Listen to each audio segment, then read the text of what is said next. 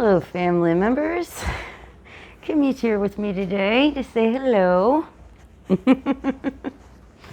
And today I want to talk about something that is on my mind because of the video I just watched by Council of Geeks about the Neil Gaiman sexual assault accusations. And I'm not going to be talking about that topic specifically, but what I did want to talk about is consent, and specifically fuzzy consent.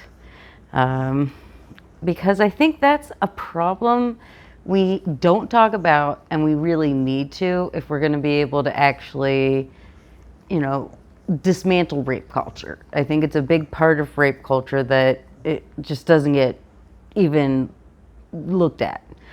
And what I think is, this is my opinion based on, my personal experience, both, as a woman growing up in the world in the United States, and someone who worked with youth, as a residential counselor for boys from 12 to 17 for several years.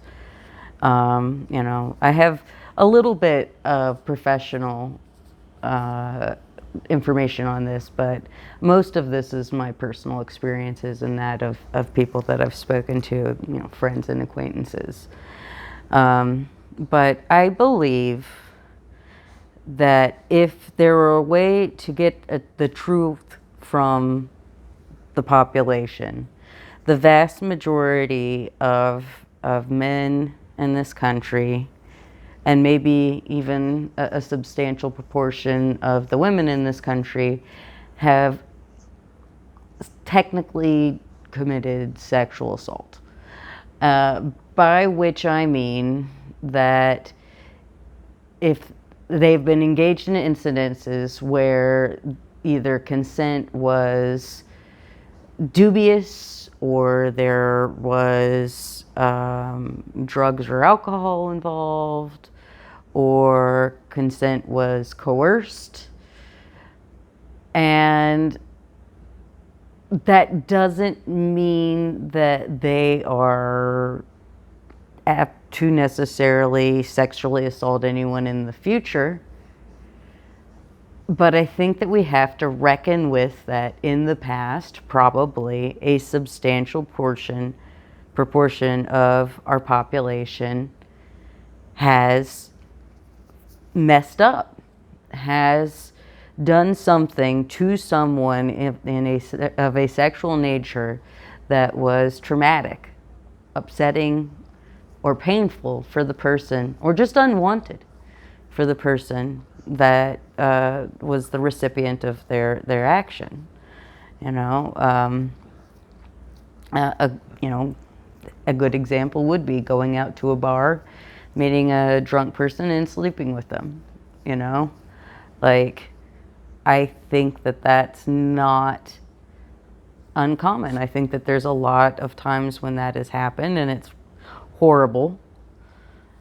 And but we need to be able to talk about that. We need to be able to see people who have engaged in that behavior as a substantial part of our population, and then deal with that.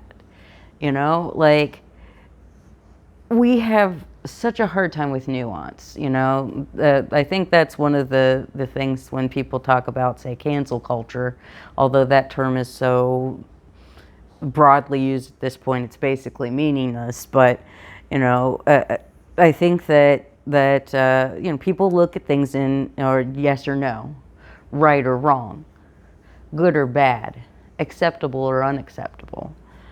And I think we have to have more nuance than that. I think we have to have room in the conversation for people who engaged in acts that weren't trivial, but were common, and at the time, potentially the person did think they were trivial, or thought they were even acceptable or good. And now they may know better, and that's a good thing. Or maybe we can help them learn better and make sure that they don't do that again, and make sure that they raise their children to do better than they did. Sexual misconduct is a generational curse. It's something that is passed down from abusers to children, from those children to new victims. I mean, it happens. I don't understand why, but I've seen it. I've seen it myself. Like I said, in a professional setting, I have seen that it's absolutely true that victims of abuse do sometimes become abusers themselves. And I don't know what it is about the human psyche that causes that, but I also have personal experience with it too. Because when I was in second grade, a little boy in my class and I fooled around or whatever, and he fingered me. And there's no way he should have known to or how to do that at his age. Both he and I are victims of whoever it is that told him that was inappropriate with him sexually, to the point where he engaged in that behavior with me. What about that guy? He's out there somewhere. Maybe he doesn't even, maybe, I don't know, maybe it wasn't that important to him. Maybe he didn't even remember it. If I were to run into him tomorrow, what would I want to say to him, Or the person who abused him. The person who abused him was probably abused themselves.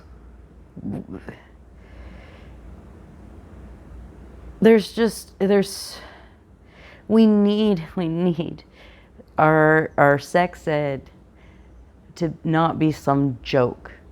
We need to start teaching children about consent, enthusiastic consent, that, inebriation is not consent, that coerced or manipulated consent is not consent. If you have to talk your partner into doing something they don't want to do, if they're not offering to do it for your benefit, but if you've had to pester them into it, that's not really consent. That's just capitulation, And I just don't understand why conservatives value innocence so highly. I mean, I guess I do on some level, but I don't on another. Logically, it doesn't make sense. When you think about innocence is a vulnerability. When someone is innocent, they're much easier to manipulate. And it's incredibly sinister, I think, to make your whole life be about keeping children as innocent as possible for as long as possible, keeping them vulnerable, keeping them weak, keeping them, more susceptible to manipulation for as long as possible. Because even if you have the best intentions, there are far too many people in this world that don't have good intentions, okay? If we don't teach young people about what healthy relationships are, how are they going to know what an unhealthy relationship looks like when they're in one?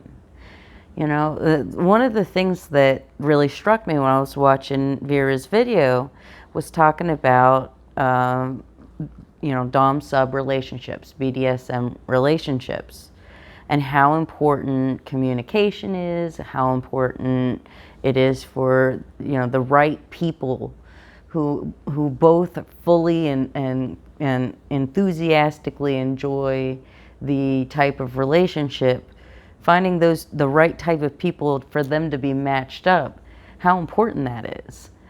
And I think with this lack of education, with kids not even being told that there is such a thing as kink or BDSM, let alone how to engage in it in a safe and ethical way, when we don't tell them that, then it makes it a lot easier for manipulative people to use those things and falsely depict them in a way that makes it easy for them to manipulate the young person who has been kept intentionally innocent. I think a good example of that is 50 Shades of Grey. 50 Shades of Grey is about somebody who absolutely knows nothing about true BDSM, but likes to manipulate and subjugate his partners using the veneer of BDSM as the justification for doing so. And is only once he is forced to have a relationship where he can't base everything around that he's able to have a healthy relationship. He's not a dom. He's just a messed up person. But the author doesn't understand that, it's kind of funny. But I've known so many people who have been sexually assaulted, men and women. I do know some non-binary individuals, but luckily none of the non-binary individuals that I know of have ever had to disclose to me any sort of sexual assault, so. Not that I don't think it happens, but I just can't personally speak to that experience. But I kept thinking about boyfriends that I had when I was younger, back before I understood that I was aromantic, and how I wanted so much to have that, partnership, to have someone who was committed to me. That, having someone that was like on your side seemed so compelling.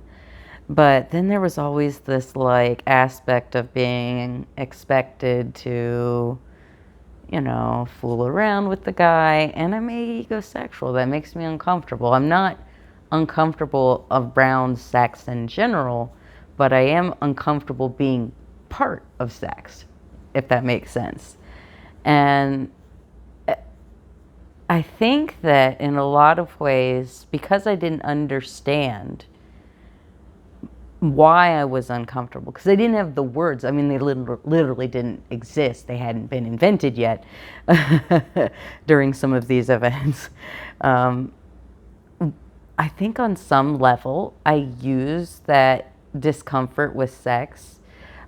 I let them push me into, or persuade me into sexual acts, not necessarily sex, but sexual acts that I wasn't really into.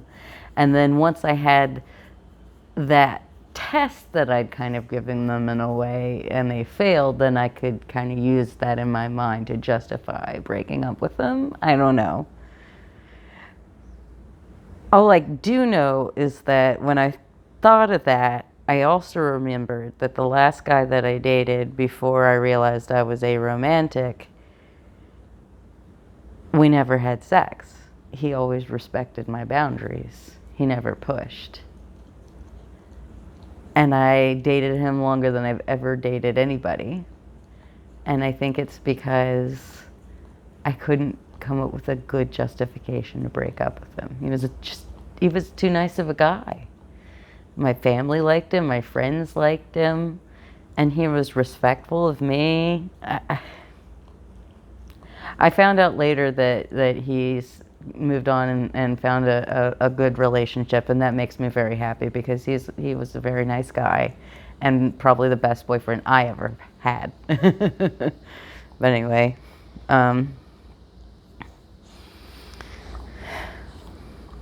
but and then I think about my most recent relationship with my girlfriend, where it was always assumed that there wouldn't be any sort of sexual contact, and how relaxing that was for me.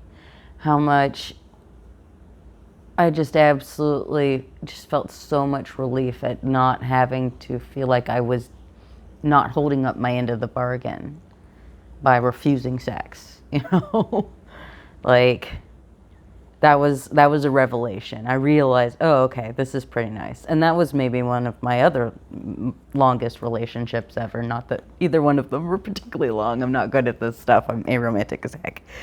But, you know, if I had been told, if the words had been invented and I had been told as a young child when I was going through puberty and you know, trying to process my, you know, understanding of sex and relationships, then maybe I could have avoided a lot of that discomfort I caused myself, and, you know, avoided, you know, putting relatively nice guys in kind of awkward positions there.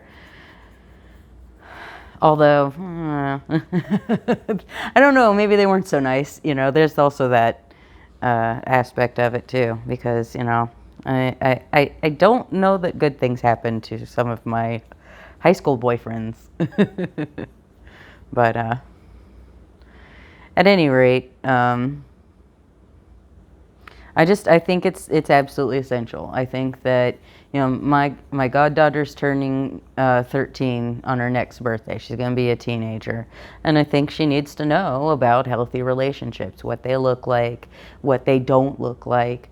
She needs to know what, you know, healthy entry to kink is, you know, how she can find out more information if any of that stuff is interesting to her, so that if she does decide to engage in any sort of fetishes or kinks, so that she can do so in a healthy way, and those can't be used against her, you know, her you know, imposed ignorance couldn't be used against her, you know. Like, that's the thing that I think is so important, is that we have to deal with reality and not what we want.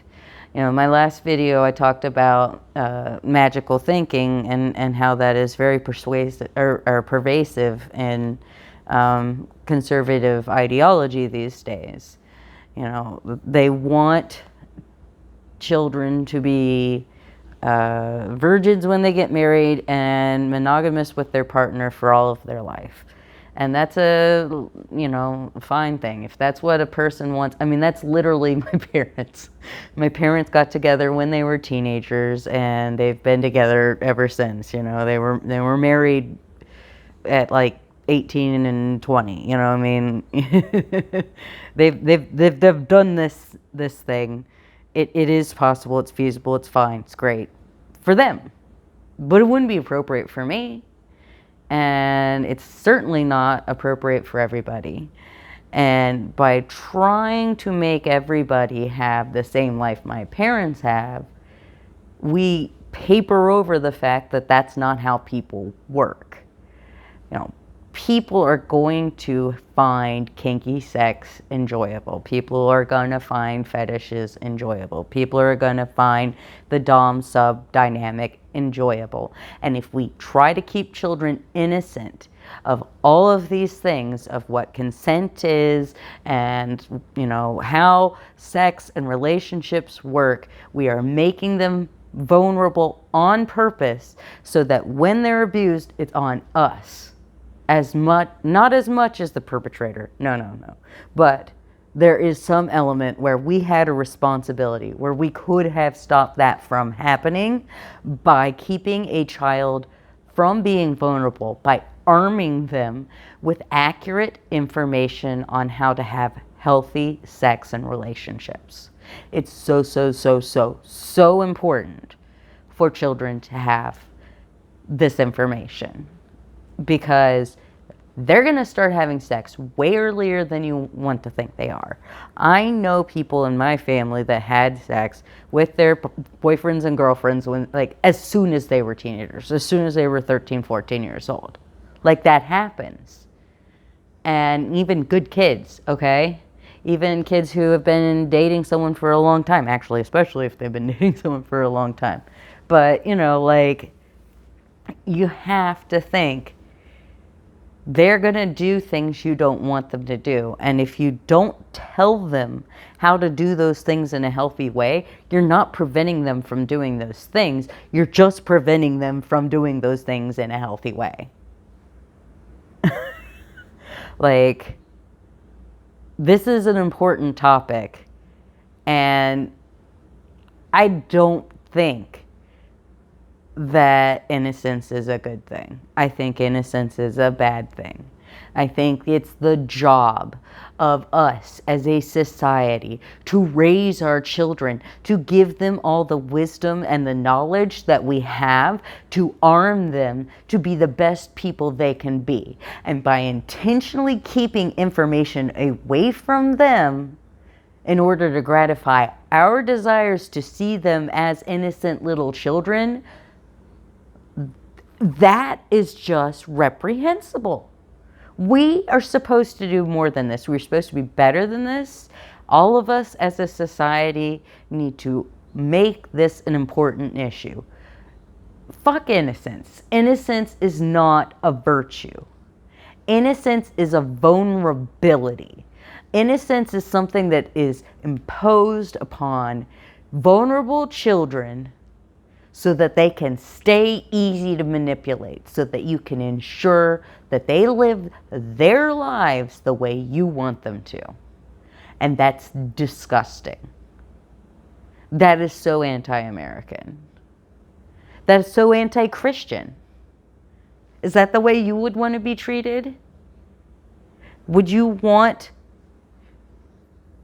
If Jesus were here today, would you want to have to look him in the eye and say, I kept information away from my child that could have kept them from being abused, and I didn't? And, you know, that's for the Christians in the audience. If you're not Christian, just disregard that. That's me just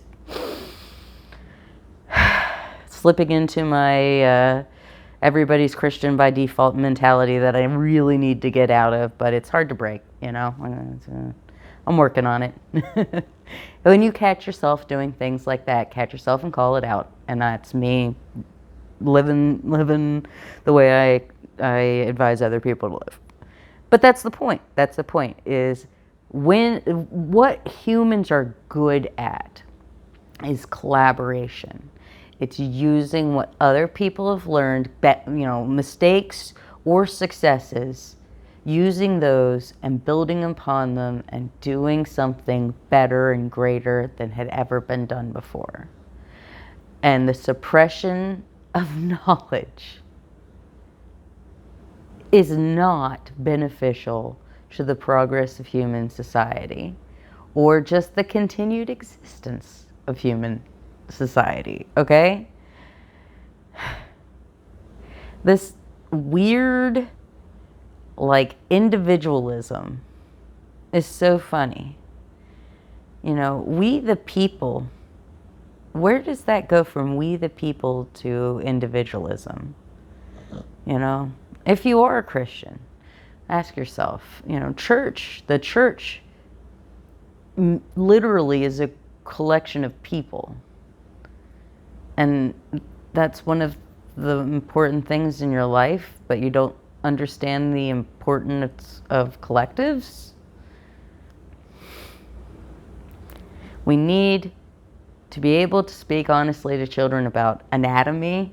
Like, male children need to know about our anatomy. Female children need to know about male anatomy.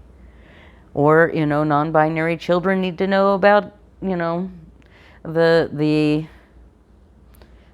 you know, sort of typical anatomical structures that you're going to encounter. And we also need to tell children that all anatomical structures are going to have natural variation, and nobody's genitals are going to look like anybody else's, okay? So we need to stop this, like, comparison thing. It's really stupid. I'm sorry, my little, like, not quite niecey, she would fuss at me if I said stupid, because that's a bad word. So we'll say that's silly instead. Okay, guys.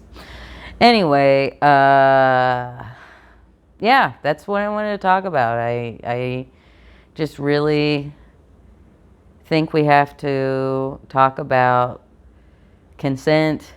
We have to know how to discuss when somebody has done something inappropriate and reckon with it instead of just papering it over. It needs to be there needs to be something in between. That individual needs to go to jail for the rest of their lives, or they are completely innocent. They didn't commit any crimes. And we need to figure out how we treat people who have done things that are unethical, if not illegal, or done things that were illegal but couldn't be prosecuted.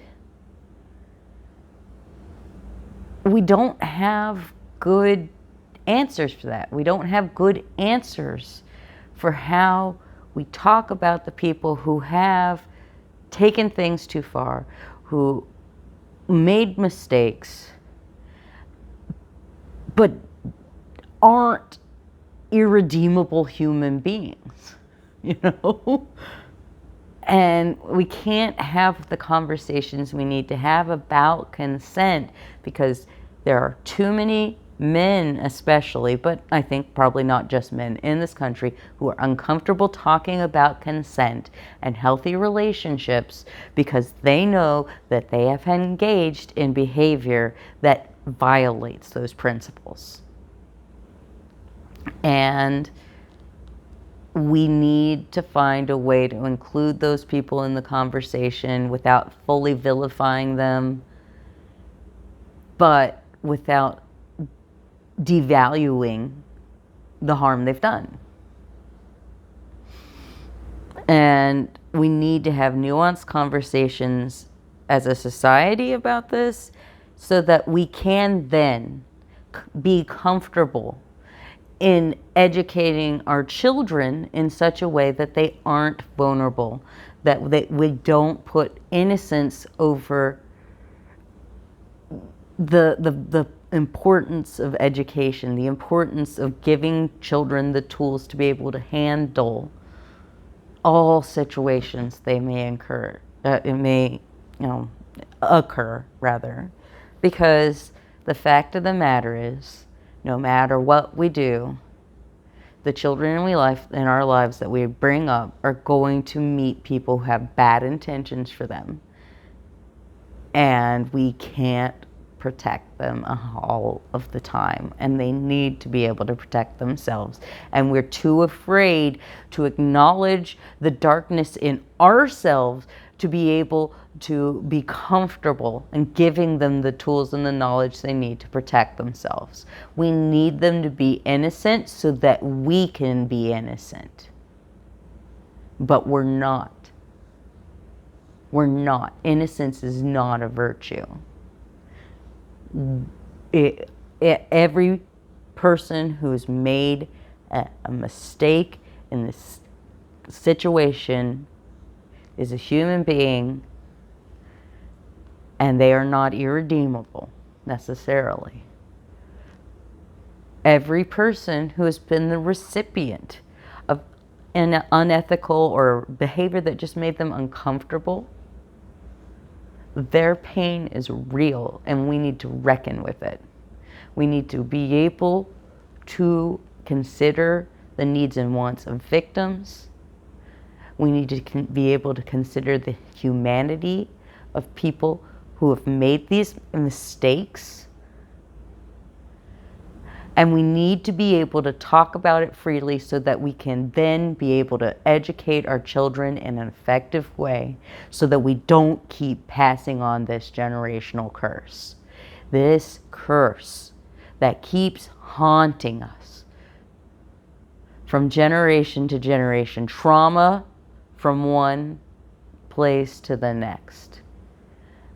And it doesn't have to be like this. It really, seriously does not have to be like this. We can fix this problem. It's not an insurmountable problem. We just have to have these conversations. And it's something that has to happen over and over again. And it has to happen in your group chats. It has to happen just, with your family and your friends. You have to start having these conversations with anyone that you can have these conversations with. Because the more people talk and think about these sort of things, the less stigma is attached, the more the momentum builds for the political and social will to actually do something about the issue. I believe that when humanity picks up that momentum and the turning point is approached, that we can see rapid change. I've seen rapid change in my lifetime in how people think of gay people, and also in how people think of marijuana. And both of those changes started slowly and then rapidly, because there's a snowball effect. Because of the little conversations that happen behind the scene, the more people that are having it, the faster it builds, and it's exponential. Because I talk to a dozen people, and then those dozen people each talk to a few people, and those few people each talk, it can pass very quickly through the population. That's what a meme is. That's what's going viral is. It's these ideas that pass. And this is an idea that we have to be talking about. These are the conversations we have to have. We, personally, I'm talking to you. You need to have these conversations with people that you can have deep, important conversations with. There's no point in having a conversation with somebody who doesn't understand any sort of nuance, doesn't care. But if you know someone who would be able to hear this message, you need to talk about it with them. These are important conversations because in the end, the more people who know and understand the importance of arming children against abusive relationships and sexual abuse and monetary abuse, emotional abuse, everything. The more children that are armed, the less abuse will happen. And every person who is not abused is a huge victory. Because abuse can really, fully, physically change a person. It can kill a person. Not even just